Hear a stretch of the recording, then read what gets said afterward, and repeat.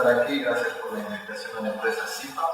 Y bueno, pues tenemos un par de horas para compartir brevemente un poco de experiencias en lo que se refiere a bioestimulación y las principales dotaciones que se utiliza para los temas sanitarios, ¿no? Ahora, ¿por qué de estos temas? Creo que para todos es conocido que en este año en particular las condiciones climáticas han sido bastante complejas por el tema del fenómeno del Niño. Esta era una situación que ya se venía anticipando, se tuvo 3 años anteriores con el fenómeno de la Niña y lo más probable es que este año ya estamos atravesando las condiciones adversas del fenómeno del Niño. ¿Qué ha traído eso como consecuencias hasta el momento? Pues que hemos tenido un verano mucho más largo de lo esperado, tenemos una radiación UV mucho más alta de lo esperado. Incluso hay reportes de que el mes de septiembre fue el mes más caluroso durante los últimos años. Y todo eso nos está provocando condiciones de estrés en las plantas, más que de costumbre, ¿no? Normalmente las plantas, los cultivos siempre están sometidas a condiciones de estrés, sea por deltas de temperatura, sea por falta de oxígeno a nivel molecular, exceso o déficit de humedad, etc. Entonces, por eso entra el tema de bioestimulación en esta charla y el tema sanitario, las rotaciones, pues sobre todo un poquito para refrescar lo que ya se viene por la época invernal, ¿no? Sería importante, si tienen alguna inquietud, alguna duda, que la vayan planteando. Aprovechamos que pues tenemos la facilidad para responderla en ese momento y que de esa manera quede claro, ¿de acuerdo? Recordemos, bueno, siempre la parte de la fotosíntesis, ¿no? ¿Y por qué hay que recordar esto? Porque los temas de bioestimulación están enlazados a esto. Una planta realiza su fotosíntesis siempre y cuando tenga las condiciones ambientales óptimas, temperatura, humedad, tenga el agua y los nutrientes necesarios, tenga la capacidad de absorber a través de sus raíces, transportarlas hacia las hojas y pues con la energía del sol transformar todo esto en azúcares. Luego pues aminoácidos, proteínas y toda la estructura de la planta, ¿no? Y pues ¿por qué entro por este lado? Porque la bioestimulación se enfoca en que las plantas toleren mejor las condiciones de estrés y que tengan una acción fotosintética mucho mejor que una planta que no está tratada con bioestimulación. Entonces básicamente hay que entender eso, o sea, ¿por qué es importante trabajar los cultivos con bioestimulantes? Es porque los tenemos más activos, los tenemos de una manera continua transpirando y eso lo que nos va a permitir es que la planta esté haciendo fotosíntesis. Tenemos que acordarnos también que para que la planta pueda llevar desde la raíz hasta las hojas el agua y los nutrientes, debe haber transpiración. Transpiración es apertura de estomas. Y durante estos meses, por las condiciones tan agresivas que hemos tenido de luminosidad, de temperatura, justamente las plantas han estado sometidas a condiciones de alta radiación, altas temperaturas y encerrados en las estomas no han hecho la cantidad de fotosíntesis que se debería y como consecuencia no tienen una cantidad de reservas importantes para brotar e incluso para las temporadas de San Valentín que se vienen. ¿Qué puede traer eso como consecuencia si no se trabaja a tiempo? Es que la planta va a rosetar, va a dar ciegos, va a dar tallos cortos, ese tipo de cosas que ya ha venido pasando, ¿no? Y lo otro importante que hay que entender es que cualquier situación de estrés lo que provoca en la planta es deshidratación. Y como segundo efecto importante es que cualquier condición de estrés repercute en que la planta genere etileno. El etileno es una hormona, un gas natural que la planta lo puede producir o desencadenar bajo condiciones de estrés para sobrevivir. Pero en nuestro caso, hablando del tema de flores, pues no nos conviene porque lo que puede pasar es que amarille, bote la hoja, deje de producir, madure más rápido, tallo corto, etc. Pero cualquier condición de estrés le está dando la señal a la planta para que produzca etileno. ¿Sí? Ahora, yo siempre hablo cuando doy una charla, una capacitación, siempre comento que cualquiera de los pilares fundamentales para un tema agrícola pues está basado siempre en las condiciones climáticas. ¿A qué me refiero? La parte de riego y nutrición no es la misma en invierno o en condiciones de invierno o en condiciones de verano o en condiciones internas. No es la misma, ¿verdad? Regamos más o regamos menos, o le ponemos más de fertilizante, menos de otro, de acuerdo a las condiciones del clima. En el manejo fitosanitario, pues hay unas estrategias o unos productos para ciertos blancos biológicos que se ocupan en verano y otros en invierno. Entonces, por eso yo siempre parto de que uno tiene que tener presente las condiciones climáticas a las que está sometido el cultivo para en base a eso diseñar una estrategia. Y yo pienso que hay 4 pilares fundamentales, o al menos son en los que más me he centrado. El primero, el de base, el que sostiene a todos para mí, es la parte de riego y nutrición. Si hay un aporte adecuado de agua y de nutrientes en las proporciones y concentraciones adecuadas y en el momento oportuno, una planta difícilmente se enferma. Eso lo voy a repetir.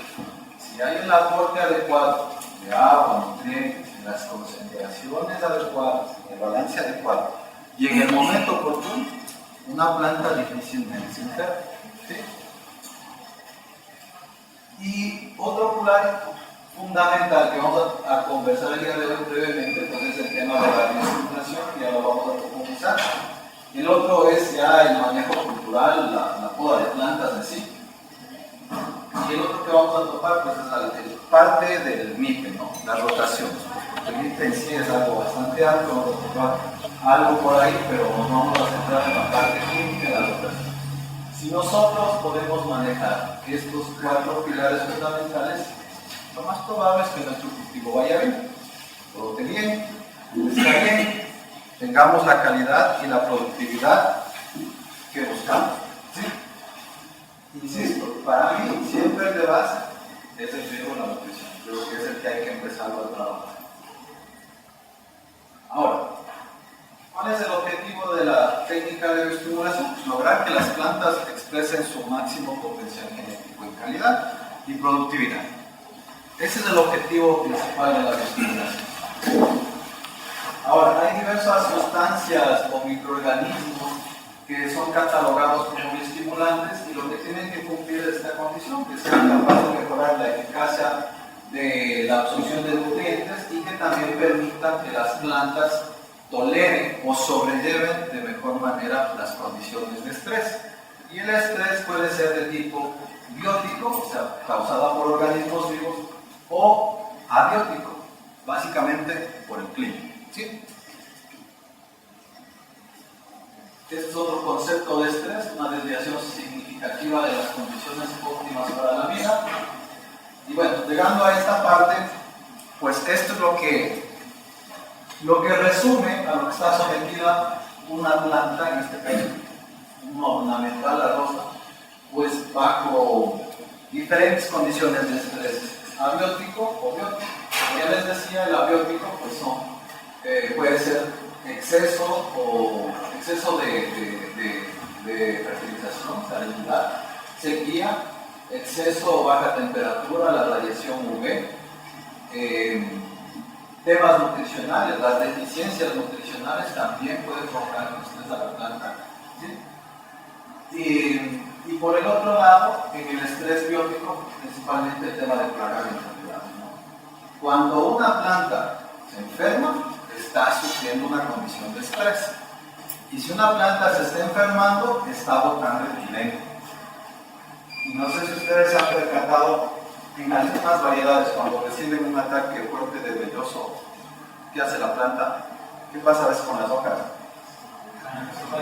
Eso es producto de que la planta se sometió a un estrés fuerte, se empezó a generar mucho etileno y fue. ¿Sí? Bueno, bajas temperaturas de este año no ha habido tan bajas, creo, pero en algunos casos sí se va. El tema de los nutrientes, clorosis, excesos de humedad, ¿sí? Fitotoxicidades, todo eso le provoca estrés a la planta. ¿Sí? Ok, en el tema del índice UV o la radiación UV, este año ha sido crítico, ¿no? Pues ahora es con tanto la tecnología avanzada, tanto que uno se baja esa aplicación en el celular, así como está acá abajo, la instala y simplemente la activa y le da esos valores de acuerdo a donde uno esté posicionado, siempre y cuando tenga recepción de señal y datos, ¿no?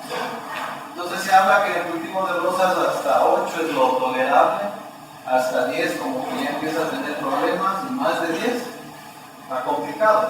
Y resulta que durante los últimos meses ya a las 9, 10 de la mañana estábamos superando el 10 del índice de radiación UV. En Cayán, en Tabacuyo, acá también me comentaron que había ese tema. Entonces cuando hay un exceso de radiación UV, la planta se estresa. Y una de las cosas con la que uno, o yo personalmente he visto que se ve fácilmente reflejado en las plantas, es que pierde raíz. ¿Y por qué pierde raíz? Porque el exceso de radiación degenera las hormonas. El exceso de radiación degenera las hormonas y principalmente la que degenera es la auxina. Y la auxina es la que le da la señal a la planta para la raíz. Entonces, si ustedes son observadores, checan sobre ahí sus cultivos, deben haber visto que en esta época hay una pérdida importante de raíz y tiene parte que ver por el exceso de radiación UV. Otro factor de estrés, los deltas de temperaturas. Estos datos son del año anterior, junio del año anterior, pero este año seguro fueron unos deltas mucho más extremos. Miren, esto es bajado de un sensor de temperatura y humedad, es un sensor push, son los aparatos pequeños que se instalan en el bloque. Y miren, teníamos valores, porque esto está de dos bloques, bloque 29 y bloque 45 en una finca del año anterior. Teníamos en esas fechas, el 7 de junio, por ejemplo, tuvimos 4.6 grados como mínima y estuvimos llegando a 33.6. El delta es altísimo. En otro invernadero, en el mismo día, tuvimos 4.4 y 32.9. Ahora, ¿el delta le afecta mucho a la rosa? Claro que sí, bastantísimo. Ahora que he tenido la oportunidad de estar en México, la empresa con la que estamos trabajando tiene invernaderos de acero y tiene ahora un módulo de 2 hectáreas de invernadero de alta tecnología en el que pueden manipular el viento. Alta tecnología es invernaderos que parecen una iglesia, la parte más baja de la canal está de 10 metros, la punta de la luz está en 15, naves de 12 de ancho, todo es hidropónico y tiene un computador para controlar eso.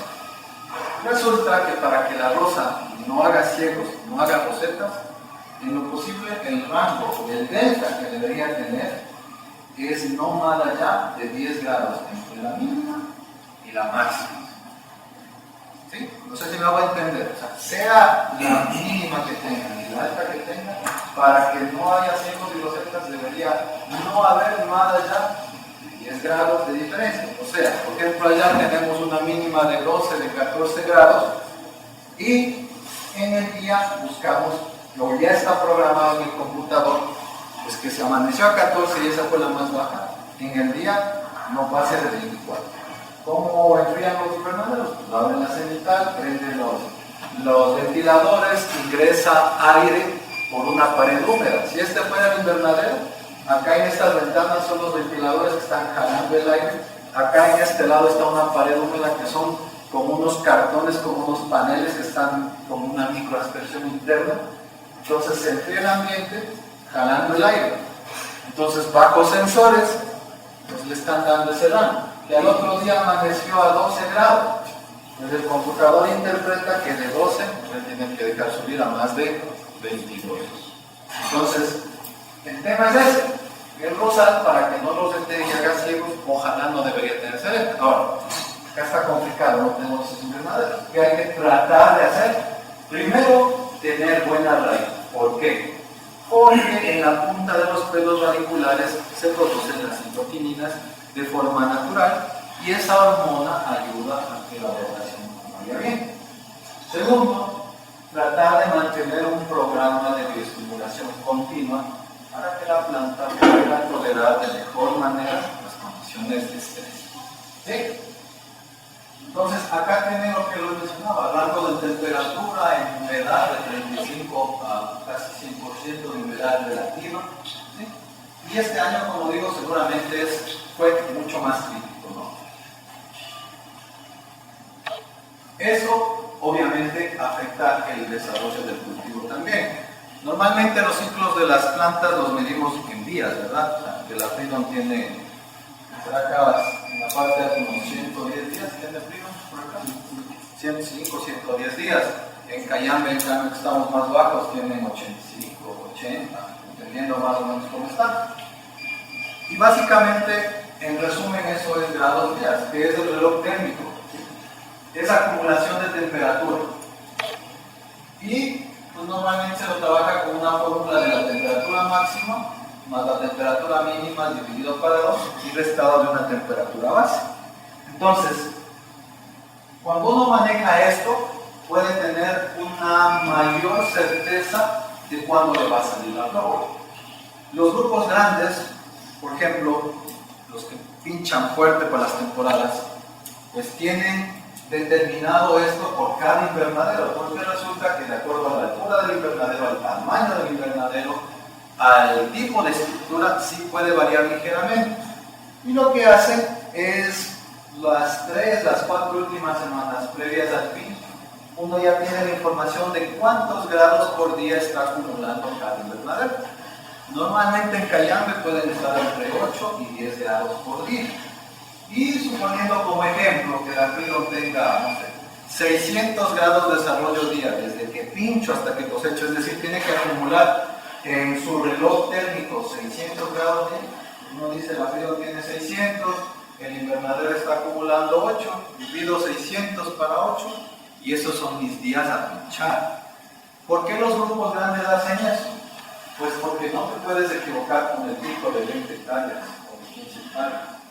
Entonces se lo sigue invernadero a invernadero. Esto es fácil de implementar porque solo necesitan un termómetro y estar chequeando la temperatura máxima y mínima todos los días que ustedes van sacando. El resumen de esto, ¿cuál es?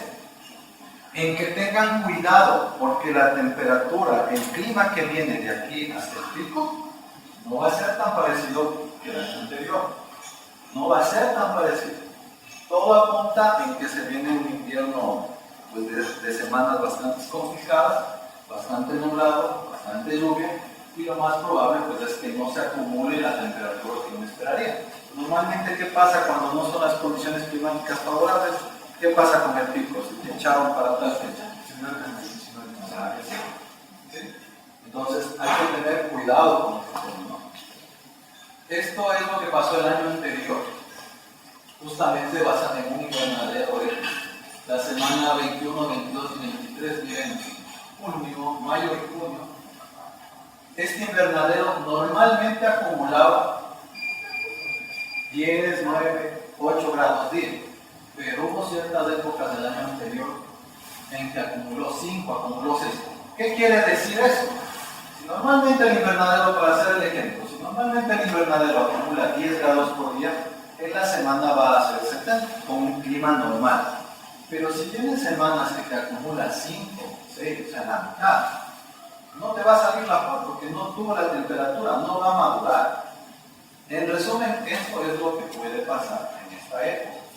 Por eso es importante que tengan algo de información y de control, pues para que si va a haber algún retraso, lo trabajen bien. ¿De acuerdo? Provoca estrés del exceso, así como la falta de humedad, ¿no? Aunque no lo crean, esa foto de abajo fue en una finca grande. Nunca se debería sembrar así, ¿no? Por ahí está. Plantines lanzados a morir, como decían. 2 días ya tuvieron que sacarlos. Bueno, y ahora hay equipos pues, que nos pueden ayudar, ya no al tema de la humedad al ojo, ¿no? Porque normalmente, bueno, fincas que lo hacen, hay otras que ni siquiera lo hacen. Que riegan solo en día normal 5 pulsos de 8, en día nublado la mitad, y ojalá a veces no riegan, pero no tienen datos. O sea, lo que hoy es como que no tuviéramos reloj y estuviéramos en la calle y decimos, ¿qué hora será? ¿Qué hora será? ya hay herramientas que nos pueden dar información. Ya no es solo la percepción manual, como el barreno, coge la muestra y capacidad de campo, y le dan a otro amigo, no, a mí falta, y le dan a otro amigo, no, a mí se pasó. Hay herramientas como el TDR 150, que lo que nos permite es obtener lecturas de humedad y generar gráficas como estas, en la que ya no es la percepción de Juanito que está midiendo o del Pablo que está midiendo, sino ya es un dato, es un valor. Ese es un ejemplo de una de las válvulas, de una de las fincas, en las que manejamos la lectura de humedad a 15, a 30 y a 45 centímetros. Y en este caso es un suelo franco arcilloso. Y para esas condiciones de ese suelo determinamos que la lectura del TDR 150 debe estar entre 40 y 50%. Para esa finca, para ese tipo de suelo, para esas condiciones. La ventaja es que el equipo se adapta para un suelo arenoso, para un suelo franco, para un suelo arcilloso, y pues viene con un instructivo que nos puede dar ciertos rangos de suelo. Entonces, si decimos que 40 es donde queremos estar como más seco y 50 como más húmedo, entonces solo ya viendo el gráfico sé dónde estoy. Y si tengo que regar más, tengo que regar menos, si me está haciendo falta agua arriba, si me está haciendo falta abajo. Por ejemplo, aquí en la semana 24, 25 y 26, se les fue la mano del agua. El agua se fue a 45 centímetros.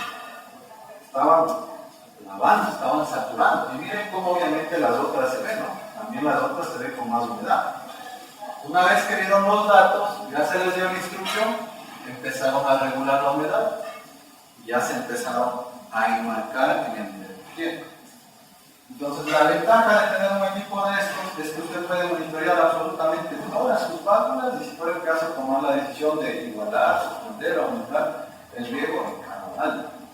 ¿Sí? Entonces, sugerencia, pues implementar algo de esto o algo de tensiómetros, pero ya dejar un poco de lado al olor, como digo. Porque si la persona que se encarga del riego está de apuro, ¿cómo está la humedad? Pregunta el ingeniero por la radio. Chuta, mano, tengo que ir a preparar. Si está bien, ingeniero, con los 20 minutos de siempre. No revisó. Pero cuando hay datos y hay un control, se puede tomar mejores decisiones. Bueno, entrando ya nuevamente al tema de la bioestimulación. La resistencia al estrés, pues, es la capacidad de un organismo para tolerar estímulos ambientales negativos. Y eso es lo que se trata de hacer a través de la bioestimulación. ¿Qué opciones tenemos para el tema de bioestimulación? Pues ácidos úmicos fólicos, aminoácidos, los extractos de algas, que creo que es lo que más conocemos o más ha estado de moda y realmente sí funciona. Otro tipo de compuestos, diclosano. Y el último es bastante interesante y que últimamente he visto que algunas personas, algunos técnicos están entrando en esa línea, pero el tema de los microorganismos tiene un efecto bastante interesante, pero yo veo que muchas veces le ven a los microorganismos, o sea, solo quieren trabajar, por ejemplo, solo con tricoderma, o solo con bacillus, o solo con esto, cuando si lo que buscas es una respuesta importante, deben buscar productos que tengan mezclas de estos en proporciones adecuadas. Dentro de varias cosas, incluidos varios microorganismos. Entonces no dejen de lado eso. Y vamos a topar algunos de esos, ¿no? La misma clasificación más detallada, pues es la de las últimas que hay, no se conoce como otro momento. Es de las últimas que hay y se enfoca básicamente en lo que analizamos en ellos. Ahora, normalmente se trabaja con la bioestimulación a nivel del suelo para el tema de raíces y a nivel foliar. Definitivamente, en la que creo yo que no hay que olvidarse, y cuando digo no hay que olvidarse, es porque no la vemos, o sea, no le vemos a la raíz, pero en la que no hay que olvidarse, esa es la de revisar cómo están las raíces. Me pueden dar, si la raíz no está bien, me pueden aventar 20 litros todas las semanas de algas arriba al follaje y medio lo van a maquinar, pero luego otra vez funciona. Pero si la raíz está bien, buena raíz, está creciendo bien, una muy buena cantidad. El cultivo solito expresa y ya el extra de las algas y esas cosas que se les da complemento. Pero la raíz es el cerebro definitivamente de la planta, y así lo dicen muchos libros, muchos técnicos, muchos tutores. La raíz es el cerebro de la planta, ¿por qué?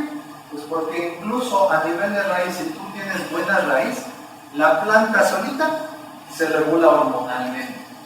Cuando digo se regula hormonalmente, va a bajar la cantidad de cilos y rosetas si es que hay una buena raíz y el crecimiento de esta se mantiene. ¿Por qué? Por lo que les dije hace un momento. En la punta de los pelos absorbentes se produce la hormona citoquinina, en la punta de los pelos absorbentes. Y esa hormona es la que se encarga de la rotación. Y les doy otro tema. Cuando un cultivo, una planta o un brote tiene buena raíz, basalea solo.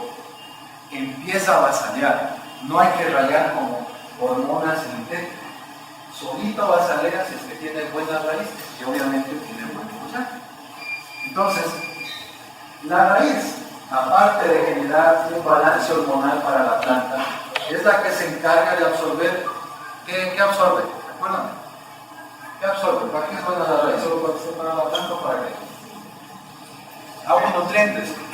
Y si tienen una planta con 50 raíces y otra planta con 100 raíces y le aplican la misma cantidad de agua, ¿cuál absorberá más? Tiene más raíces, ¿no es cierto? Entonces, muchas veces la solución no es fertilizar más o regar más. El tema está en que tengas buena raíz.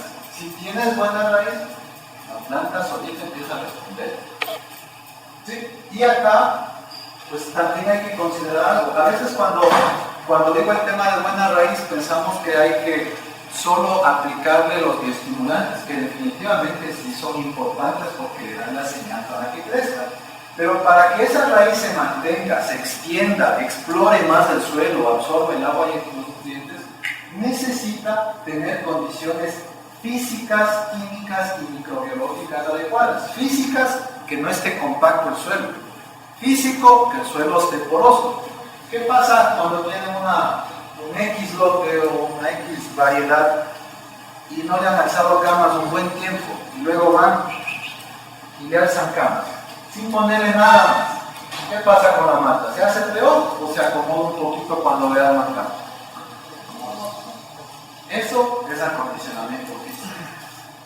El acondicionamiento químico, sobre todo es importante en los suelos ácidos. Acá en la parte alta, y no tan alta, por aquí nomás con los compañeros, los suelos tienen reacción ácida. Aquí no tanto, más para arriba sí. Sin problema, en la parte alta se encuentran suelos con pH de 3,5, de 4. Sin problema. Pero medidos con una metodología de laboratorio adecuada. A veces hay una confusión. ¿Por qué? Y bueno, ahí yo respeto mucho los criterios que tiene cada técnico, cada persona, pero lo normal que hacen en las fincas para controlar algo del pH y el EC es el típico, no dice el 2,1. ¿El 2,1 qué es? Cojo un vasito de suelo, cojo 2 vasitos de agua, le mezclo, le mido y ese es el valor de EC y de pH y normalmente cómo se trabaja. Si ese es para tu control, para tu guía y tú ya tienes experiencia en esa metodología y tienes datos de referencia, está bien. Pero esa no es la metodología adecuada para saber si el pH del suelo es ácido, es neutro o es básico. Para saber si el pH del suelo para saber el verdadero pH del suelo, tienes que mandar al laboratorio y pedir que te hagan un reactivo específico que es el cloruro de potasio. Y ahí realmente te va a dar el pH del suelo. ¿Por qué comento esto? Porque pues ya justamente en estos meses, 10, 4 años que vengo visitando aquí esta zona, ya vamos al 5º año. Y al inicio pues obviamente solo nos basábamos a los análisis normales. Y los análisis nos daban pH de 6, 5,8, 6,3, y uno dice, ese es el pH que busco. Pero empiezas a ver las plantas, haces todo el trabajo en la fertilización y no responden como tú esperarías, Entonces empiezas a indagar y te das cuenta que no es la metodología adecuada. Y cuando haces con la metodología adecuada y te topas que esos mismos suelos tienen un pH de 4, de 4,5 y haces un programa de enmienda con carbonatos, sulfatos, con lo que te toque, te vas dando cuenta que la planta cambia. ¿Por qué? Porque cuando el pH es ácido hay presencia de aluminio. Cuando el pH es ácido no crecen mucho los microorganismos, que también son bioestimulantes. Cuando el pH es ácido, ojo con esto, cuando el pH es ácido, 4, 5, 4, si tú fertilizas con una conductividad de 2, más de la mitad se queda pegado en el suelo. Eso es lo que pasa acá.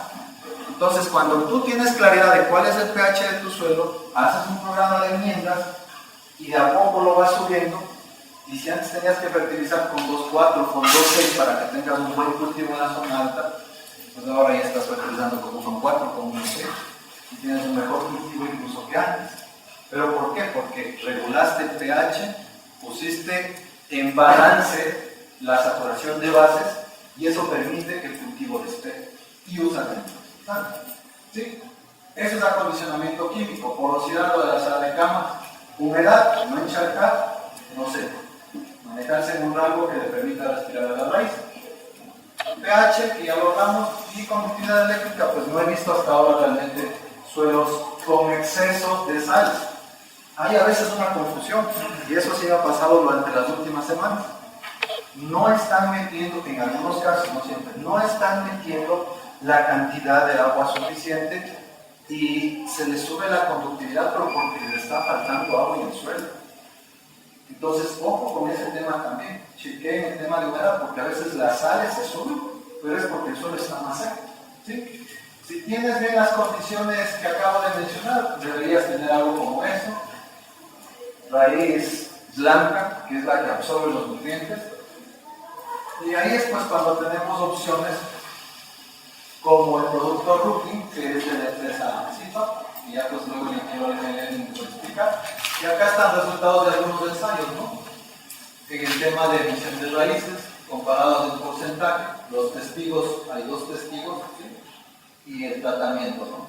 Claramente se ve que los tratamientos con el producto tenemos mejor cantidad, mejor emisión de raíces, ¿no?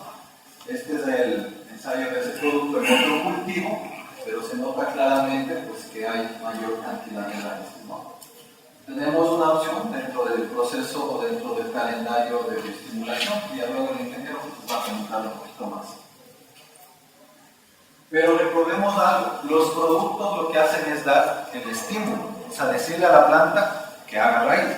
Pero si quieres que la raíz crezca, se mantenga, se renueve, debe haber lo que hablamos, el acondicionamiento físico, químico, con materia orgánica, con las enmiendas, una cama bien armada que esté porosa, y ahí pues puede empezar a arrancar el patrón. ¿Sí? O en plantas grandes, el acondicionamiento físico es igual, las camas, la enmienda, nueva armada, y se puede. ¿Sí? Si uno mantiene un programa adecuado de bioestimulación y practica la armada de camas, ver que no esté bien el agua, la raíz que uno podría tener es eso, sin problema. Sin problema. Entonces ahí viene el tema. Se fija más o menos cómo está definido el bulbo. Entonces ahí, el litro de agua que cae, 90%. Tiene que subir a la planta, y no sé si se fijan las plantas, en la cantidad de ejes que tiene. Yo sé que es adormilera, ¿no? Pero como para percibir. Notan la cantidad de ejes que tienen los basales. Y no sé si incluso, no tener el puntero, pero si ven que la parte del fondo están brotando medias piernas de las aves. Cuando un cultivo tiene buena raíz, cuando un cultivo tiene un programa de bioestimulación, nutrición adecuada, el basaleo lo tienes durante todo el año. En ciertas épocas habrá más, en ciertas épocas menos, pero lo vas a tener durante todo el año. Entonces, en resumen, una de las primeras cosas que ustedes deberían enfocarse en mantener es bien la raíz. ¿Sí? Ok. Miren, esto es lo que normalmente suele pasar Si es que va bien la humedad, la raíz, la nutrición, empieza a vasallar la planta. Normalmente empieza a vasallar la planta. Esto no es rayón. Creo que ya ustedes que están mucho tiempo en las flores se dan cuenta que cuando el basal es de rayón es de otro color, no es tan grueso, etcétera, etcétera. ¿Sí? Sí. No es rayón, es brotación natural que la planta ejerce cuando hay buena raíz. Siempre y cuando, insisto, pues tenga follaje, esté bien regada, bien nutrida. Entonces ahora dirán, ¿por qué tanto el cuento del basal? Ya vamos a ver, parece mentira, pero ya van a ver el impacto tan grande que tiene la productividad del tema de los basales. Ahí viene pero no hay en la televisión, pero en el primer cuadro, la parte de arriba, estamos comparando un lote de 80.000 plantas por hectárea. Y este dato no es inventado. El amarillo es la realidad. La fila amarilla es la realidad de un lote de una de las fincas. Y lo puse para el ejemplo, y el de abajo es de otra, del mismo lote, pero incrementado más basal. Tenían en promedio 2.69 basales, 1.36 hijos de basales los segundos pisos, 0.8 pisos para producir flores, y eso daba como potencial productivo 1.02 tallos planta mes. Ese lote, así como está, daba 1.02 tallos planta mes como potencial productivo. Ahora, se hace la propuesta de mejora para incrementar la producción. Entonces, normalmente, cuando a uno como técnico gerente le dicen que cuánto va a mejorar la productividad, es complicado, ¿no? Cuando dice que hagan el presupuesto. Pero si uno tiene una idea de cuántos basales tienen que sacar por cama en tantas plantas, es más fácil. Entonces, aquí la propuesta fue incrementar nada más el 3.5% del promedio de basales. Es decir, si quieren saquen las calculadoras, lo vayan anotando para que me capten el ejercicio. Es decir, teníamos que pasar de 2.69 basales a 2.78. Voy a ir haciendo un valor perdedor. Entonces 2.78, si le resto 2.69, que era lo que había, significa que yo tengo que mejorar 0.09 basales por planta. Eso está por planta. ¿Cuántas plantas tengo en hectárea? 80.000. Eso me da 7.200 basales por hectárea. Para el cálculo, 200 camas más o menos tiene la hectárea. Eso es sacar 36 basales por cama, obviamente en todas las camas, y usted podría pasar de tener un potencial productivo de 1.02 a 1.3. ¿Cuánto es eso en tallos? Pasar de cosechar 81.700 tallos al mes a 90.500 tallos. Eso no es invento, eso es matemático y sí funciona. Cuando uno entra a un programa de bioestimulación, ya lo conoce, ya lo maneja bien, el siguiente paso es este. Sabiendo cuál es la época de basaleo en la zona, uno puede armar un programa adecuado de bioestimulación y uno puede ponerse como meta cuántos basales quiero tener yo por hectárea en la finca, lo que sea, para empezar a tener mejores niveles productivos. El ejemplo de acá abajo fue algo un poquito más ambicioso, pero el de arriba, el de 3.5, sí se lo logra, 36 basales por cama. No es con rayón, no es normalmente con bioestimulación. El de abajo fue pasar a un 7% de incremento, y eso era pasar de los 81.000 tallos al mes a los 25.000, 14.000 tallos más por hectárea. Que no sean las 14.000, que sean los 8.800, no es bueno. Chuta, que no sean 8.800 ya, seamos bien pesimistas, que sea la mitad de los 8.000, que sean 4.000 tallos más por hectárea por mes. No es dinero acá, o sea, no impacta eso en el tema productivo. Y si fuera la mitad, eso quiere decir que no tienen que sacar 36 basales por cama, sino solo 18. Y a esos 18 por cama le tienes que hacer duplicar y ya todo el tema experimental. Y perdón, pero a esto tal vez se le ha hecho también un estudio de costo-beneficio, cuánto incremento con la bioestimulación. Normalmente en ese programa la bioestimulación está enfocada entre 200 dólares y ciertos meses hasta $300 por hectárea. Pero en promedio el producto es $200 por hectárea por mes. ¿Cómo le ves si son $200 por hectárea por mes? Solo con 4.000 tallos al mes. Solo con 4.000. ¿Sí? Y ojo que estamos hablando que no es que le vamos a llenar de cosas, es un programa bien hecho. O sea, tengamos en cuenta algo, lo que mencioné hace un momento. El generar raíz no solo es aplicar el producto, esa es parte de. Lo que impacta realmente es la armada de camas, el riego, la nutrición, si hay que hacer una enmienda, etc. Eso realmente es lo que va a impactar más. Ojo con ese tema. ¿Sí? Pero ahí tienen algunos datos, ahí pueden chequear, ahí pueden ver, como para que entendamos por dónde puede ir el tema. ¿Listo? Fotos recientes del mes pasado, donde en algunas de las fincas que estamos trabajando. Así que están los sistemas radiculares. Esto es en Tabacún. Y esta es en México. Así que están los sistemas radiculares. Y no es que le estamos dando 100 litros de algas por hectárea por mes. Es todo el tema de que esté bien la cama, que no esté duro, que el riego, que la nutrición. Y así van las raíces. Solito empieza a batallar, como dicen por ahí los compañeros. Solito está batallando el género. ¿Sí? Investigación sobre el tema de la raíz, no necesariamente en rosas, pero quiero dejar bien clara esa parte porque pienso que es uno de los factores en los cuales todavía falta trabajar mucho en el tema florícola. Este es un ejemplo en el que se compararon 3 plantas, la planta A, B y C, y se consideró el volumen radicular en gramos de raíz por centímetro cúbico de suelo y se calculó la absorción máxima de cada una de esas plantas a través de esos sistemas radiculares en centímetros cúbicos de agua por hora. La primera planta, la A, la que está en la fila media rosadita, tiene la capacidad máxima de absorber 200 cc por hora. La planta B tiene un poquito más de raíz, que ese poquito es el 16% más de raíz, pero va a absorber 300 cc por hora.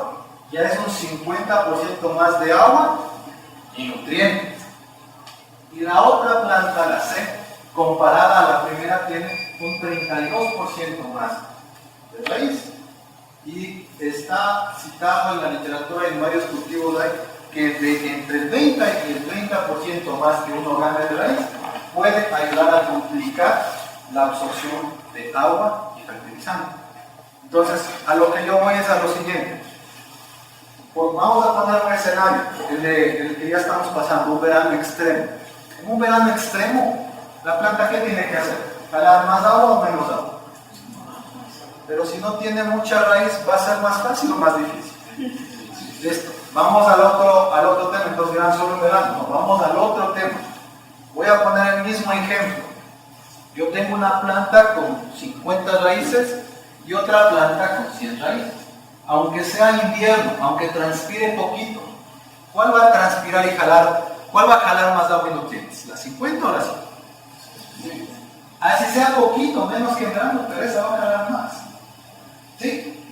Entonces miren ese tema. Y ampliando más ese mismo ensayo, se traduce lo de acá. La planta, la que tenía menos raíz, si le hacemos un balance hídrico, acá en el ejemplo de ese estudio, resultaba que esa planta podía compensar lo que necesitaba para transpirar a las 8 de la mañana, a las 9, a las 10. Pero a las 11 necesitaba transpirar 300, la capacidad máxima era 200, ya se iba quedando en contra. Entonces, cuando la planta no puede transpirar lo que necesita, ¿qué creen que va a pasar? ¿Qué se les viene a la mente? Si no le da la capacidad a la planta para transpirar, se está secando, se está deshidratando, ¿qué hará la planta? Sí. Va a cerrar los estomas, y si cierra los estomas, no hace fotosíntesis, no produce nomás. Entonces, esta planta, 5 horas, se va a quedar ahí, regada. Y lo que va a producir como consecuencia de esto también es etileno. La planta B tiene más raíz, pero todavía se queda 3 horas complicado. cerrando los estomas. Y la que tenía más raíz, una orilla. En resumen, el mensaje es que trabajen en el tema de raíz, pero no solo se trata de aplicar el producto. Es parte de consolidado ese tema. ¿Qué planta será más productiva de las tres que vimos? ¿La que tiene más raíz o la que tiene menos raíz? La que tiene más raíz va a tener mejor capacidad de absorber agua y nutrientes, y si transpira más la planta, va a hacer más fotosíntesis y va a producir más. Una planta, una rosa, hace ciegos los recetas cuando tiene un déficit de reservas o déficit de azúcares. Y normalmente eso es consecuencia de lo que pasó en el ciclo anterior. No sé si ustedes sabían eso. O sea, no sé si han visto que algunos lotes vienen bonitos, le sacan el aire, hace un pico, luego hace otro pico y como que después se queda. Que se le acabó la reserva. Para que la planta guarde reservas, tiene que tener buena raíz, buen follaje, tiene que estar haciendo siempre fotosíntesis, siempre va a estar guardando reservas de CO2. Sigamos. ¿Sí? Y ya vamos a ir finalizando la primera parte, estamos en el tiempo, ¿sí? De sugerencias en las cuales ustedes pueden manejarse para el tema de bioestimulación a nivel de la parte del sueño, ¿sí? Una opción son fitohormonas como rutin. Otra opción, a la siguiente semana, yo normalmente sugiero que los programas de bioestimulación, tanto a nivel foliar como a nivel de raíz, sean continuos, sean semanales, pero no le cargues todas las semanas de lo mismo. Por ejemplo, la segunda semana ha sido lúmicos y fúlbicos. Otra semana con algas. A mí me gusta mucho trabajar con el tema de Ascophyllum, de Clonia, son bastante buenas. Y no se olviden el asuntito este, microorganismos benéficos. Decía, habría que ver qué es lo que hay al menos, ¿sí? Pero funcionan bastante. Esa es una sugerencia de dotación a nivel de suelo. ¿De acuerdo? Lo que buscamos es en definitiva que la planta esté más resistente al estrés. Recuerden así que esa rotación es un día a la semana vía goteo o puede ser por drench. Lo mejor, a ver, si me preguntan por eficiencia del trabajo, vía goteo. Porque si son 10 hectáreas está complicado. Pero si me dicen a mí dónde he visto mejor resultado, cuando lo das vía drench. Y tiene una razón, ¿por qué? Porque cuando le das vía drench, está un poquito más concentrado el producto y va directo a la planta. Cuando va vía goteo, está un poco más diluido. No es que no hay efecto, pero se lo ve menos. Si lo pudieran hacer vía drench, van a ver mejor respuesta que vía goteo. Lote con bioestimulación desde la siembra hasta el nivel más alto de fertilidad, comparado con otro lote, pues le tomó 21 meses, mientras que a un lote más antiguo le tomó 49 meses llegar a ese mismo nivel de productividad. Además, si ustedes se fijan, el lote que no tenía bioestimulación, que era más antiguo, ya casi la productividad se mantenía en los 80, mientras que el nuevo superó y estaba como en 100, todavía podía mejorar. Más del 23% de esa medición. Acá varios lotes de sweetness, ¿no? Como unos 8 lotes de sweetness que teníamos en diferentes fincas. El lote que tenía bioestimulación desde la siembra a los 25 meses pudo llegar más o menos a los picos más altos que hicieron los lotes más antiguos, que les tomó alrededor de 72. Entonces esas son otras de las ventajas de manejar bien la bioestimulación, porque acelera los ciclos de producción y pues, si se trabaja bien con riego de la nutrición se pueden mantener mejor. Un ejemplo de esas variedades es Jessica, diferentes estadios, producción abierta, es lo que buscaríamos, ¿no? Estas fotos son de acá de la zona, de hace unas semanas atrás nomás, así es como están los cultivos cuando los manejan con bioestimulación y obviamente complementa con riego, nutrición y otros detalles de la finca. Otro lote de la zona de acá también, ¿sí? Así es como estaban hace unas 2 o 3 semanas que tomamos las fotografías. Entonces, pues ahí tienen algunas evidencias del tema de bioestimulación como para que ustedes puedan armar sus propias estrategias. Entrando al tema de fitosanidad, que es lo que vamos a manejar. manejando de una manera más práctica, más rápida, digo yo. Hay varias maneras de prever los problemas sanitarios, varias estrategias, varias técnicas. Una es la exclusión, que es, pues, por ejemplo, si hay alguna enfermedad cuarentenaria, evitar que llegue acá. Esa sería una alternativa, pero como que en Rosas está muy complicado, ¿no? Por ejemplo, el claro ejemplo es agrobacteria. Agrobacteria hace unos 12 años atrás, 10 años atrás, no había casi en el sector florícola, o al menos en las fincas en que yo estuve, en ese momento no era un problema. Pero ahora agrobacteria, o sea, hay en varias fincas, por no decir que en todas. Diría que de 10 fincas, 9 tienen agrobacteria en alguna variedad. ¿Sí? Entonces, exclusión se le refiere a evitar ojalá que llegue, ¿no? Por temas de que esto va a ser complicado. El tema de protección, eso es usar los preventivos, las moléculas preventivas, se podría decir, ¿no? Los multicidios. Temas de resistencia, uno lo puede enfocar a la parte de nutrición, sobre todo. La parte de nutrición y bioestimulación.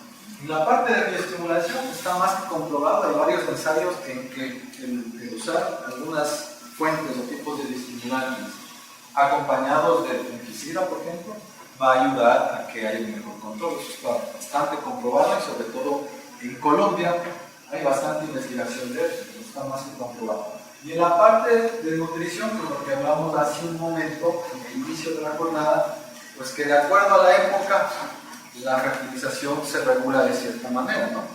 Que hay que checar a ver cómo está el tema del nitrógeno, de los micros, ese tipo de balances generalmente son los que uno debe considerar para entrar al invierno, pues y para que de esa manera la planta esté un poquito más resistente, ¿no? Adicional a eso, ahora pues está de moda, más que de moda, pues funciona el tema del silicio, ¿no? Que también es un bioestimulante y que el uso frecuente de productos a base de silicio, pero que de un silicio asimilable, puede formar una barrera que le impida hasta cierto punto que el hongo ingrese, pero no es que nunca va a entrar, sino que va a tardar un poco más y tal vez el ataque no va a ser tan agresivo, ¿no? Y la evasión, que es otra estrategia, básicamente es que si se pudiera manejar hasta cierto punto las condiciones internas del bloque, pues eso va a evitar de que la infección sea grave o de que no haya infección. ¿A qué me refiero? Normalmente uno sabe que para que tenga botrytis, velloso, ¿qué condiciones son las que deben predominar? ¿Qué ambiente o a qué ambiente debe estar expuesto la planta para que nos dé esas enfermedades? Humedad y temperatura. Humedades relativas altas y generalmente temperaturas bajas, ¿cierto? Pero el asunto es que deberíamos tratar de tener claridad más que los rangos, etcétera, que también vamos a ver una tabla de déficit de presión de vapor. Más que los rangos es tratar de ver qué deberíamos hacer con nuestros invernaderos cuando tenemos que ventilar o no tenemos que ventilar. A eso se refiere el tema de evasión y vamos a ver más adelante con un ejemplo. Bueno, y la vegetación ya es cuando pues, nos entró el problema y hay que controlar, hay que podar, y ahí usamos los agroquímicos y la tijera, y es al que ojalá no tengamos que llegar. Ahora, para que haya una infección, una enfermedad, debe haber un agente patógeno virulento, o sea, que le enferme a la planta, un huésped susceptible, ¿sí? Y el ambiente para que esté en ese rol. En términos generales, por ejemplo, Frido normalmente no le da virus o es más resistente a virus, ¿no es cierto? Comparado a un amonio. Pero si las condiciones nutrimentales, sobre todo, no están bien, no igual de pegar virus. ¿Sí? ¿Sí? Entonces, ese es el ejemplo al que me refiero yo de un agente que sea virulento y un hospedante o huésped susceptible. Y el tema del ambiente ya se refiere a las condiciones ambientales que le podemos dar dentro de la invernadero. ¿Sí? Ahora, nosotros casi lo que podemos trabajar es en el tema del ambiente y en los temas de nutrición y riego, como para tratar de que las infecciones o tarden más tiempo o se den con menos agresividad. Pues porque la peronospora como tal ya la tenemos, la botritis como tal ya la tenemos, la botritis, como digo yo, tenemos de todos los colores y sabores. ¿Sabían que en una misma finca puede haber diferentes variantes de botritis? O sea, puede haber una botritis que le pega a la brava, una botritis pero de otro tipo que le pega a la mondial, otra botritis que le pega a la hermosa. No es la misma botritis, o sea, es botritis, pero es otra variante. Entonces, vamos a ver unos ejemplos más adelante. ¿Sí? Y en el tema de nutrición y riego que hablamos, pues ya depende del manejo de cada uno. Ahora, ¿quién interviene en este tipo de cosas? Realmente es la parte técnica, o sea, uno como el encargado, el que está ahí, pues como para ver cómo maneja, cómo hace, ¿no? Pues ya no queda más que planificar o ver cuál es la estrategia por invernadero o por lote que mejor se adapte a nuestro sistema productivo. Yo siempre recalco la parte nutricional, la parte de viviendas acá en esta zona es bien importante, porque de lo contrario van a tener sobresaltos en la parte de la enfermedades. Porque si no hay un buen programa de enmiendas, si no hay un adecuado balance de bases, en algún momento no va a estar a disponibilidad los nutrientes que la planta necesita, o van a estar en mayor o menor cantidad, y va a provocar un desbalance que va a afectar sanitariamente a las plantas. Entonces, estos ejemplos que ustedes están viendo son de los trabajos que hemos realizado, estos creo que son Tabacuto, si mal no recuerdo, de los programas de enmiendas, de acondicionamiento de suelo, para el tema del enraizamiento y a la vez para que la fertilización, la nutrición, sea más eficiente. ¿Sí? Ahora, entrando un poco ya en los parámetros que se manejan. Generalmente se habla siempre de humedad relativa, ¿verdad? ¿Y qué se les viene a la mente por humedad relativa? Cuando hablamos de humedad relativa, ¿qué es lo que se imaginan? ¿Qué es lo que primero piensan? ¿Qué se les viene a la mente? Cantidad de agua en el invernadero. En el aire del invernadero. ¿Sí? Exactamente. Está correcto lo que dice aquí el compañero. Es la cantidad de agua en el ambiente. ¿Sí? Pero esto lo que hay que tener en cuenta es que está dado a una temperatura.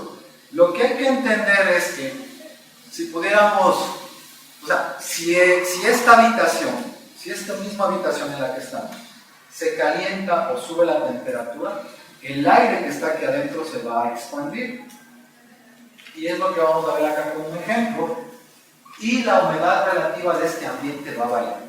El ejemplo es el siguiente: la burbuja o el círculo celeste representa vapor de agua y está a una temperatura de 10 grados centígrados.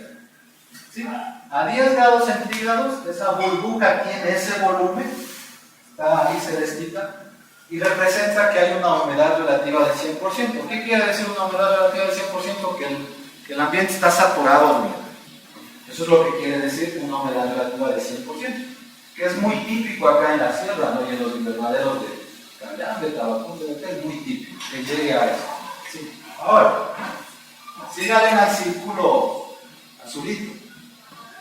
Si la temperatura sube, ya pasa de 10, pasa a 20, el aire que estaba en ese circulito celeste se va a expandir, va a ser la figura del círculo amarillo. Pero la cantidad de agua sigue siendo la misma.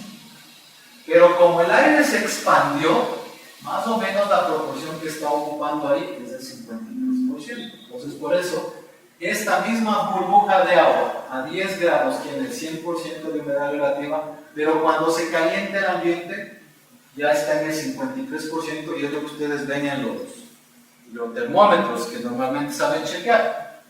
¿Sí? Pero la cantidad de agua ha cambiado o no? No ha cambiado, ¿no es cierto? Pues ojo con eso. Y si ponemos el ejemplo a 30 grados, se expandió mucho más el aire, la cantidad de agua o vapor de agua sigue siendo la misma. ¿Y cuánto dice que es la humedad relativa? El agua sigue siendo la misma, pero la humedad relativa, como está dada en porcentaje, cambia. Entonces uno normalmente dice que cuando ya está menos de 53% agua, está seco o algo así. Pero en resumen, la humedad relativa se lee en porcentaje, pero no nos da con claridad si la cantidad de agua cambió o no. La humedad relativa trabaja en porcentaje y nos da eso. Ahora, yo siempre hago la sugerencia, creo que se lo dice alguna vez acá también, que cuando quieres manejar el clima del invernadero, no deberías trabajar con humedad relativa, sino con humedad absoluta, que es una medida del agua que está en el aire, pero no toma en cuenta la temperatura. Vamos a hacer, y ahí les sugiero que vean esta aplicación, como ahí, una foto, se llama Ciclochart, es una aplicación de una tabla ciclométrica en la que uno ingresa, vamos a ver la altitud, la temperatura ambiente, la humedad relativa, pero eso automáticamente nos va a calcular la humedad absoluta. ¿Qué es la humedad absoluta? Son los gramos o miligramos de agua presentes en un litro o en un kilo de aire. Y no tiene que ver nada con la temperatura. Entonces aquí está haciendo un ejemplo. Hay 3 cilindros. ¿Sí? Hay 3 cilindros. Todos son de 1 litro. En el primer cilindro, si vemos que está hasta la mitad con la humedad, ahí dice 22 miligramos por litro, ¿sí? Resulta que esa humedad absoluta va a ser de 22 miligramos por litro, perdón. Pero si nos vamos a los cilindros de acá, perdón, que es la humedad relativa, ¿sí? Si el cilindro está lleno con humedad, va a tener el 100% de humedad relativa, pero va a necesitar 44 miligramos. Mientras que si queremos que esté igual que la primera, representa que tiene 50% de humedad. ¿Sí? Entonces la humedad absoluta siempre les va a dar el valor de los gramos o miligramos de agua presentes y no va a tomar en cuenta la temperatura. ¿Y para qué les sirve eso? Ya lo vamos a ver en un ejemplo con un invernadero. Les va a pedir un dato de altitud, igual ustedes se pueden bajar esa aplicación, si lo tienen en sus teléfonos o en celulares, algunos ya tienen altímetro. Necesitan el dato de la altitud, los metros sobre el nivel del mar. ¿Sí? Y la aplicación se abre y en la pantalla lo primero que les pide es a cuántos metros sobre el nivel del mar están. ¿Cuál es la temperatura que midieron? 18 o 20 grados. ¿Y qué humedad relativa les da? Y automáticamente les va a calcular, ¿sí? Por ejemplo, aquí pusimos un ejemplo a los 1850 metros, 15 grados, 65% de humedad relativa. ¿Sí? Y les va a desplegar este panel y luego el resultado. Lo que les interesa es el valor de humedad absoluta. ¿Sí? Pues grabémonos este valor que salió hoy. 9.8. Dice que si cogiéramos como ejemplo que este es el invernadero y dice que tiene 9.8 gramos de agua por kilogramo de aire, y les voy a hacer el ejemplo. ¿Qué harían ustedes si yo mido afuera, hago el mismo ejercicio pero afuera, con un termómetro afuera, y me sale el resultado que afuera están 12 gramos de agua y acá adentro tengo 9.8 gramos? ¿Qué harían ustedes con la ventilación del invernadero? ¿La abrirían? ¿La mantienen cerrada o qué harían? Si aquí está 9.8 gramos de agua y afuera está 12, ¿dónde está más húmedo para empezar? ¿Abrirían las cortinas? Exactamente. Entonces, por eso es que es mejor comparar no en humedad relativa, en porcentaje, sino en humedad absoluta. Entonces es tener un termómetro exterior y otro al interior del invernadero, y antes de querer ventilar o abrir, hay que ver dónde está más húmedo o dónde está más seco. Pongo otro ejemplo. Digamos que en cambio nos salió, no sé, que aquí estamos con 12 gramos de agua acá dentro del invernadero y afuera está con 9. ¿Dónde está más húmedo ahora? Y si quisiéramos ventilar, entonces ¿qué tendríamos que hacer? Abrir cortinas. Pero tienen que hacerlo con humedad absoluta, que les dice lo del agua. Porque la humedad relativa amaga, en resumen. Porque normalmente, ¿qué dicen? ¿Cuánto está dentro? El 70% de humedad relativa. ¿Cuánto está afuera? el 50, hay que abrir. O si no, hay otros ejemplos que normalmente pasan. Si es que empieza a llover, ¿qué creen que pase afuera y qué creen que pase adentro del invernadero? Es que ahorita empiezan a llover.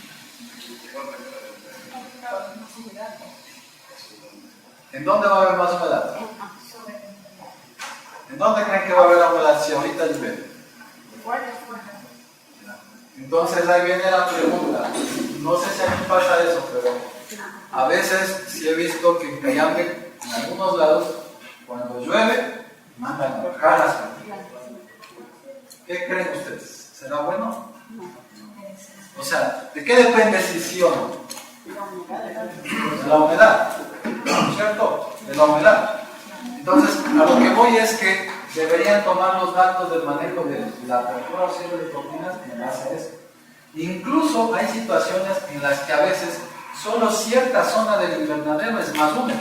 Digamos que está cerca de una cerca viva, de árboles, de esos que hacen sombra, de los setos que dicen. Y a veces por ahí empieza el velloso, y solo ahí. Pero resulta que cuando ustedes miden, y me ha pasado casos que me dicen, ingeniero, pero yo ventilo, dice, no sé por qué me pega. Siempre me pega ahí el velloso, ingeniero, por ahí empieza, siempre, por tal cuadro, por tal campo.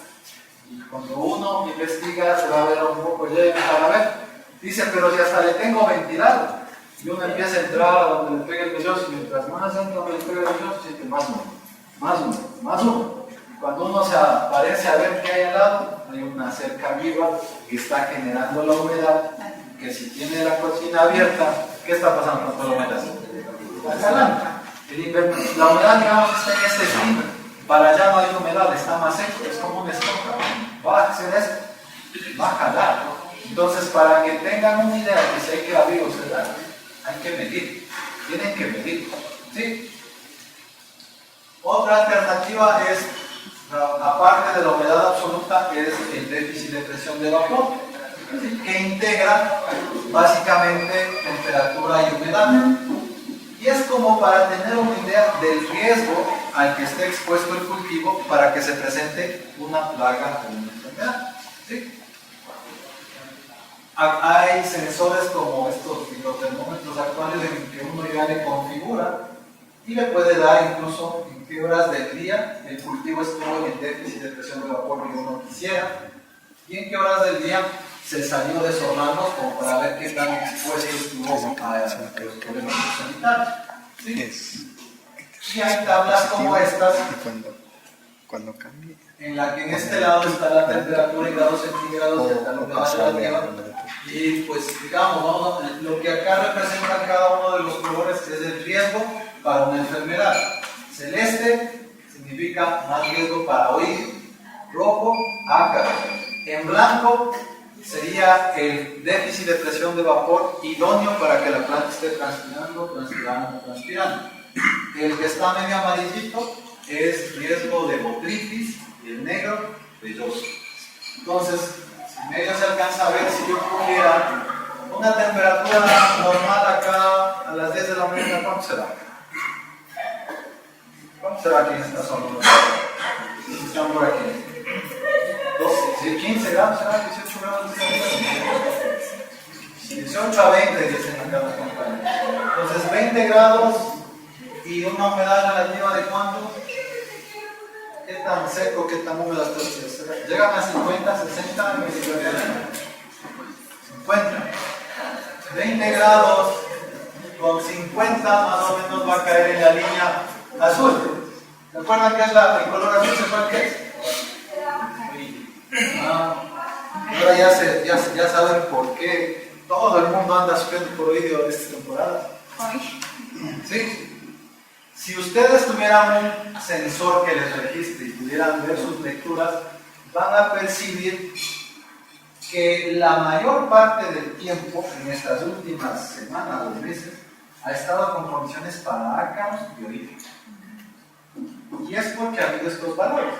Entonces, la idea de tener algo de esto es para que uno va viendo, va chequeando y dice, pues, o sea, ya voy una semana con condiciones para oído.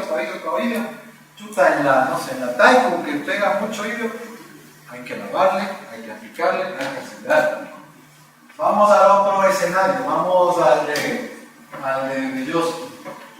En invierno, en el Ángel, ¿cuánto es lo que más o menos tiene? Así normal en el día. 8 grados, 10 grados será. 8 grados, ¿ya? Y humedad será 60, 70, 80.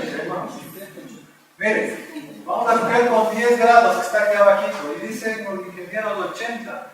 O sea, ya de entrada van a pasar todo el día casi como con que les va a dar botritis. Y lo que no les va a dar botritis en la noche van a entrar al rango de Belloso. No sé si me hago entender. Entonces, si ya tienes datos de que te va a dar botritis, fumiga 2 veces a la semana las que sabes que te va a dar botritis. Y dale por lo menos un preventivo o un drench a los brotes que saben que te va a dar. Pero no, ¿por qué? Porque por condiciones del clima no te está avisando.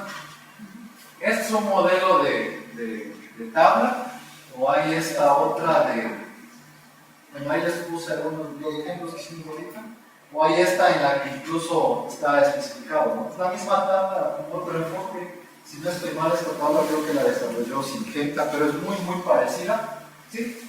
Y lo que quisiéramos es que nuestros cultivos siempre estén entre el rango, entre los colores blanco y verde, ¿sí? Esa zona es la que le permite al cultivo transpirar bien, hacer bien fotosíntesis y con menos riesgo de enfermedad, ¿sí? Y de la misma manera, donde esté horizontal la temperatura y para acá la humedad relativa, ¿sí? Entonces, ¿qué es a lo que voy con esto? O sea, ojo, para la parte fitosanitaria hay opciones como para ir analizando cómo previenes el manejo del invernadero, la nutrición, ya tienes las condiciones para. Todavía no hemos entrado a los químicos, no sé si me hago entender. O sea, estamos viendo opciones antes de. Y ahí viene el ejemplo de lo que veíamos del déficit de la humedad absoluta. Esta es una finca de Cayamba, de la zona de Tupigachi. Esa zona siempre amanece así. Ese es un día despejado, no sé si ven. Y anda la neblina así, y espumando, como decía el supervisor, espumando el reservorio ingeniero. Entonces, vean cómo amanecen ahí los invernaderos. ¿Qué creen? ¿Está bien o está mal? ¿Sí le ven cómo están los invernaderos? ¿Están abiertos o cerrados las cortinas? Están cerrados. ¿Qué opinan? ¿Qué se les viene como primera idea? ¿Estará bien o estará mal que amanezcan así? Bien, dice acá. ¿Quién dice que sí? ¿Quién dice que no? Al que participa más le van a dar otro premio. Sí, claro que sí. Ya, 6 de la mañana. Vamos a ver los datos que están. Los datos que aparecen. Al interior del invernadero, sacando la humedad absoluta, hay 9.5 gramos de aire. Ahí en ese invernadero que estuve en esa zona, no presentaba todavía problemas. O sea, a lo que voy es que ahora, por el cambio climático, por las variaciones del clima, ciertos canales que antes no presentaban valores de dureza en época seca, ahora sí los presentan. Normalmente pasaba eso solo en las aguas de pozo, de esas variaciones, pero ahora en algunos canales ya hay. Entonces, la sugerencia, en resumen, es que para que sus químicos funcionen bien, revisen la dureza del agua. ¿Sí? Para que no se duerman, ya están todos revisando a ver. Bueno, esta es una tabla general de cómo se debería o cómo es el orden de preparación de los agroquímicos. Yo por ahí incluí que debe haber un regulador de dureza si es que se lo necesita, ¿no? ¿Sí? Normalmente pues así hay sugerencias de cómo debería ponerse, en qué orden, el agua, el regulador de dureza, y luego las bolsas hidrosolubles, pues ahí están las codificaciones, los gránulos, ¿sí? Como para que lo tengan ahí, para que lo revisen.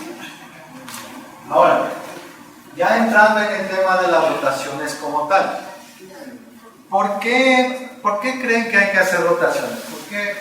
¿Por qué será importante hacer la rotación?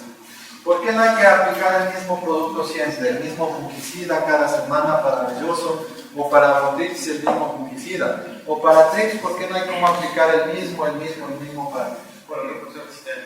Resistencia. Muy bien, pero ¿qué es la resistencia? ¿Qué entienden por resistencia? ¿Qué se les viene a la mente por resistencia? Muy bien, perfecto. Como ejemplo el siguiente, como para que entendamos todos. Si yo soy el trips, o yo soy la espora o el hongo de velloso, y me fumigan algo que solo me va a estar dando aquí por aquí, pues yo llego a un punto en que ya me protejo, ¿no es cierto? O me pongo algo para que ya no me duele.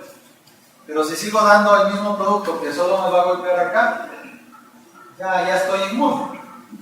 En los insectos, normalmente los ingredientes activos trabajan sobre el sistema nervioso. Pero yo no puedo estar dando todas las semanas los que son al sistema nervioso. Tengo que dar uno que trabaje sobre el sistema nervioso, otro que trabaje sobre la muda del insecto, otro que sea tipo repelente, con ese tipo de cosas. ¿Sí me explico? O sea, no tengo que estar dando más que el mismo producto, no tengo que estar dando el mismo ingrediente activo o ingredientes activos que sean del mismo grupo.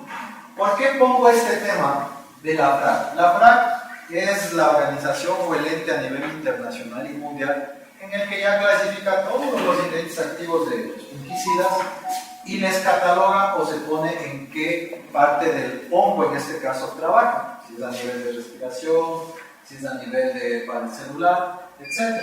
Cada año lo actualizan. Hasta el año anterior me parece que está actualizado en la página oficial y ustedes pueden bajar el listado actualizado y les va a aparecer algo como esto. Entonces ahí les dice en dónde actúa. Por ejemplo, los del grupo A dice que actúan en el metabolismo de los ácidos nucleicos. Pero a veces, y si nos ponemos a ver, miren, los ingredientes activos que trabajan en el metabolismo de los ácidos nucleicos están el venalaxil, el furalaxil, el metalaxil normal, el metalaxil M o mefenoxam, el bupirimato, el no sé qué, no sé cuánto. Entonces, a veces hay una confusión. ¿Por qué? Porque cuando se tiene que armar una rotación, no puedes rotar esta semana el A1 y la próxima el A4. No, esta semana el A, la próxima el C, luego el E. Los más conocidos para vellosos de esa lista, por ejemplo, el metalaxil, creo que todos tenemos la cara. Es este venaloxman, no, Laxil 72. Y el otro que se usa también para vellosos es el furalaxil. ¿Sí saben cuál es ese? Hay uno que es famosito, que es furalaxil. Pero son prácticamente del mismo modo de acción. Entonces no podría yo aplicar esta semana. Si yo no quiero tener riesgo de resistencia, yo no puedo aplicar esta semana metalaxil para vellosos y la próxima furalaxil. Porque si hago eso muy seguido, puedo crear resistencia. O yo no puedo aplicar, por ejemplo, miren, este es otro conocido, si lo conocen, Alestarner. Ese es ácido oxolínico, pero está dentro del mismo grupo de este. Entonces, si ustedes van a rotar, ya van a ver una síntesis que vamos a dar. No puede ser el A seguido con el B con el A1 el A2, no tienen que ser entre diferentes, ¿sí? Esto lo encuentran en internet porque es un listado, creo que eran unas 20 páginas. Ahí en el nombre común están los ingredientes activos que normalmente están en la etiqueta de todo. Pues uno en base a eso puede armar la rotación. Pero para simplificarles eso ya hicimos algunas sugerencias para que ustedes puedan ver eso.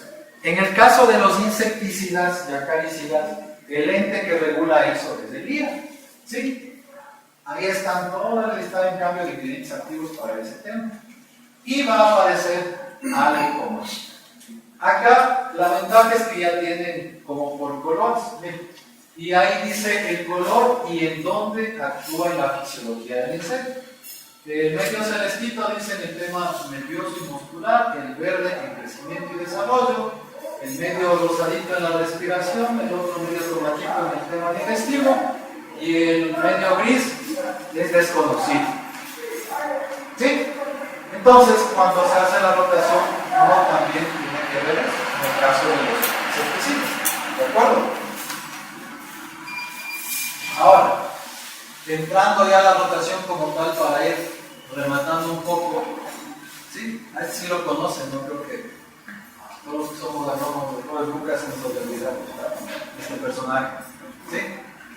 En todos los ángulos, en todas las que puedan ver, como para no olvidarlo, ¿no? El oso realmente es de los que más problemas da, y realmente, como dicen, lo quema en algunas variedades, literalmente lo quema al bote de tierra, ¿no?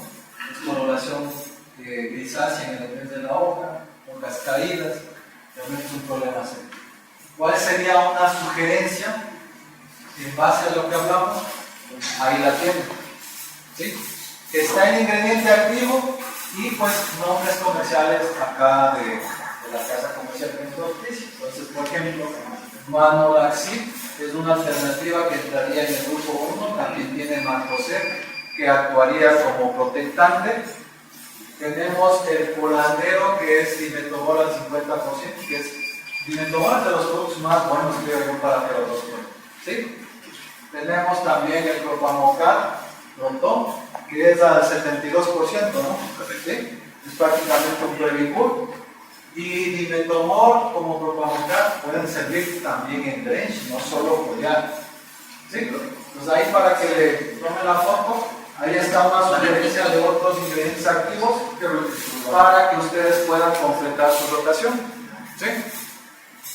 Vamos con el siguiente blanco biológico. Es otro personaje famoso también. Dice que se llama oidio. Acá no hay, dicen. Este oidio, no sé si acá tienen esa variedad. A una variedad que tiene bastantes problemas de oidio es Taito. Estas fotos son de Taito. Realmente, Taito es una variedad bien complicada sanitariamente. No solo para oidio, también para peronospora. Pero pues tiene buena salida en el mercado y ahí toca luchar. Entonces, opción de rotación para oidio. ¿Sí? Varios ingredientes activos. ¿Sí? Varios de esos seguramente los conocen. Y pues tenemos varios productos de acá en cepa. Cosobrin 840, miren que es con dos ingredientes activos. ¿Sí? Tenemos un penconazol, el Pensol 100. Tenemos una alternativa de azufre. ¿Sí? Eso es lo que tenemos para hoy, que ustedes pueden empatar con el resto de sus productos. Y pues el azufre yo sí lo pongo bastante alternadito para el tema del oído. Funciona bastante bien. Otro personaje que ya se nos va a aparecer en las próximas semanas. ¿Sí? Botrix, ¿no? Entonces, hay un tema, hay un paréntesis para el tema de la botritis. Creo que es de los blancos biológicos en los que hay que tener un paréntesis para cuando uno hace la rotación. Es muy común que en las fincas, la mayor parte de fincas o de técnicos, a veces de pronto no tienen claridad en este detalle.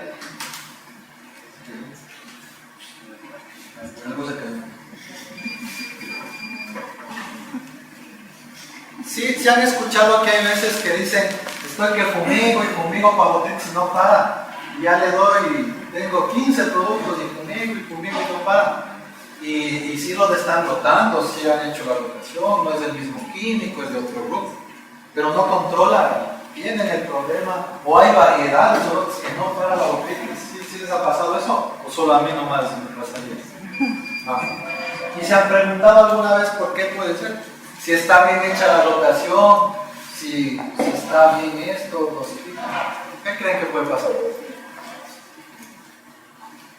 Resulta que botritis es el hongo que tiene gran facilidad para matar, para cambiar. Lo que les decía al inicio, en varias fincas cuando yo he estado asesorando y trabajando, cuando he tenido ese tema o esa percepción de que no se controla, uno tiene que identificar más que cuántas motritis tiene que identificar de los productos que estoy aplicando cuál me controla o no. Y para eso, bueno, al menos yo conozco dos maneras. La primera, que es hacer cámaras húmedas en cada uno de los productos que ustedes estén usando, hacer cámaras húmedas en finca y ver realmente cuál de esos productos les controla. O la otra es hacer esas pruebas por mandando a un laboratorio. ¿Por qué? Porque ya varias veces me ha pasado que me he topado con una sábana, como dicen los ingenieros, un listado así de productos de botes. Ingeniero, vean, todo esto conmigo y no controla. Y revisamos y si está en la rotación adecuada. El tema es que ciertas variantes de botritis ya no son controladas por ciertos ingredientes activos. Por ejemplo, aquí vamos a ver, y está un gráfico en la que dice sensibilidad en pruebas de laboratorio, ¿sí? De 1, 2, 3, 4 productos que se mandaron al laboratorio de un testigo para ser evaluados en cuanto al control de botritis, ¿sí? Entonces están los días de evaluación y los 4 productos. Entonces resulta que cuando uno manda a hacer las pruebas en laboratorio, uno quisiera que el producto que envía a hacer la prueba le controle, ojalá, mínimo el 70% hacia arriba. Pero a mí personalmente me ha pasado en varias fincas que he estado trabajando que de 12 productos nos controlan ya solo 3 o 4 del 60% para arriba. El resto no controlan ni el 10 ni el 5%. Entonces, para hacer la rotación de botritis, a más de verlo del FRAC, ustedes deben estar seguros que los productos que utilizan sí les controlan. O haciendo una cámara húmeda en la finca y mandando al laboratorio para saber cuál es efectivo o no. A mí me ha pasado que de 12 que he mandado, a veces 3 o 4 controlan. O de 8 que he mandado, 2 o 3 me controlan. Porque para ya los otros que generaron resistencia. ¿Sí?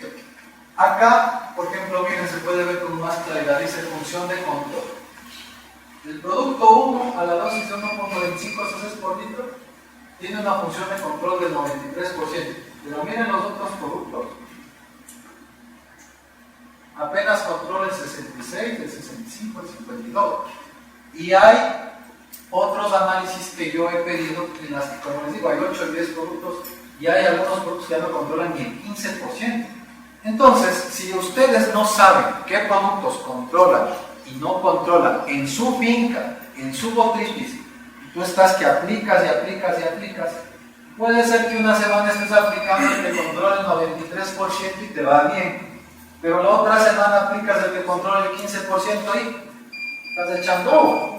Y si no sabes y en la siguiente semana aplicas el que controla el 30%, te llevas 2 semanas sin fumigar para botritis porque fumigaste el producto pero no controlas. Entonces, importante para hacer la rotación de botritis, hacer un análisis o unas cámaras húmedas como para tener una idea de qué productos realmente están controlando. Y esto lo hacen acá, hay empresas que trabajan en ese tema. Miren, ahí está incluso el nombre del producto. ¿Sí? Está el testigo, un producto A, un producto B. ¿Sí? Miren el testigo, cómo la botritis se expandió así, eso blanco, cómo invadió toda la caja Petri. ¿Sí? Miren el otro producto, la mitad nomás, ¿no? Imagínense la mitad de la producción perdida por botritis. Complicado, ¿no? Y otro producto por ahí, que medio está mejor que el otro. Entonces, eso es lo que uno debería hacer antes de trabajar en la rotación favorita. Esta sería una sugerencia de rotación. Tienen el Tabecur, que es diclodione. Tienen uno similar a escala, que es un Pirimanil 600. Tienen un difeconazol. Y tienen una mezcla de Cantus más Switch, en resumen, que es Boscalin más Fludioxinil. Insisto, ojo con lo que les comento. Este es un ejemplo, pero en sus fincas deben determinar qué productos controlan.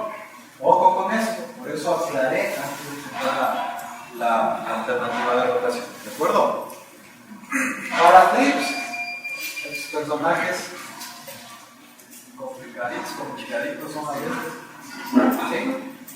Y aquí, pues, uno de los temas importantes y que a mí personalmente, por ejemplo, este producto sí lo conozco de años atrás, y en el control de trips uno debería trabajar siempre con repelente. Si tiene uno un problema serio de trips, uno primero debería aplicar el repelente y luego el químico.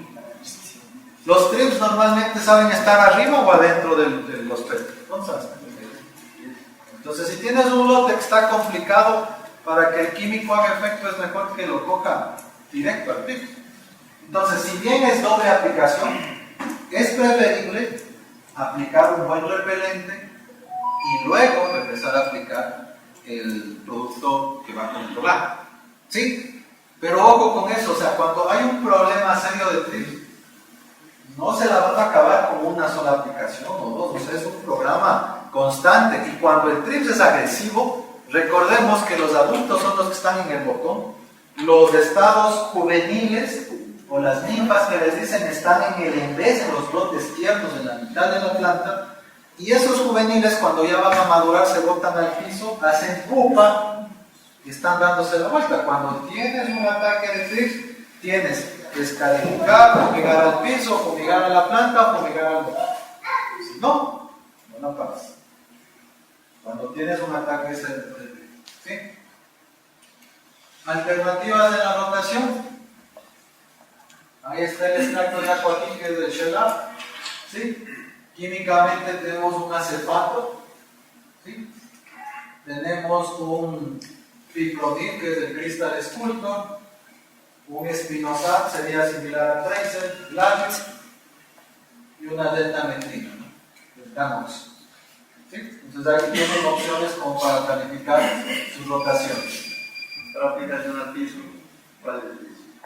Yo normalmente, si tengo que aplicar al piso, aplico el mismo de la semana. Normalmente, si es que quiero aplicar. Hay gente que he visto que le gusta aplicar y que he visto que le funciona en drench, pero cipermetrina. Pero yo no lo he hecho, pero he visto que lo aplican cuando tienen ataques serios. Yo he llegado hasta fumigar a la pata para bajar algún lote severo. ¿Sí? Pero lo que sí tengo claro es que cuando hay un ataque severo de trips, tienen que fumigar al botón, al follaje, a la pata, descalificar, y posiblemente las 2 o 3 primeras semanas van a tener que tener un intervalo más corto entre las fumigaciones. Y al menos si el clima da para que haya mucho trip, no la sacan con eso. Gracias, ingeniero. Exteriores, totalmente de acuerdo, ese es otro tema. Muchas veces fumigamos solo adentro, pero nos olvidamos de los exteriores. Lo ideal sería que si tengo un sector con mucho trip, primero le fumigo los exteriores para que si algo se entra, pues luego los remato adentro. ¿Sí? Esa es otra alternativa también. De ahí hay otras alternativas, pero pues bueno, creo que en este caso ahí tienen una buena cantidad de productos para retar. ¿Sí? Y en el caso de los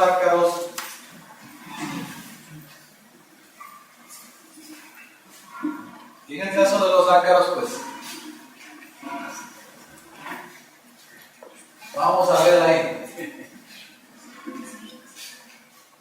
Una opción, pues los siliconados siguen siendo una opción, pero creo que hay que saberlos manejar. Definitivamente son una buena opción, pero no hay que abusar. Cuando uno abusa termina intoxicando. Hay que saberlos manejar. ¿Sí? Luego tenemos, por ejemplo, el toxazole, que es del grupo 10D, Evertin, Bazooka, Exmai, prácticamente sería el sol, el matácaro es el etoxazol, ¿sí? Y esas son las opciones que tendríamos como para hacer una rotación, ¿sí? Seguramente se me escapan otros nombres más, pero ahí tienen para la foto, para que ustedes puedan analizar y ver, ¿sí? Entonces, vamos llegando ya, esta es la parte final. El resumen de todo esto es que la producción o el cultivo no solo se lo trabaja con una vía. No solo es importante el riego, no solo es importante el control fitosanitario. Hay que integrar todos estos conceptos para que los cultivos fluyan y estén con productividad constante.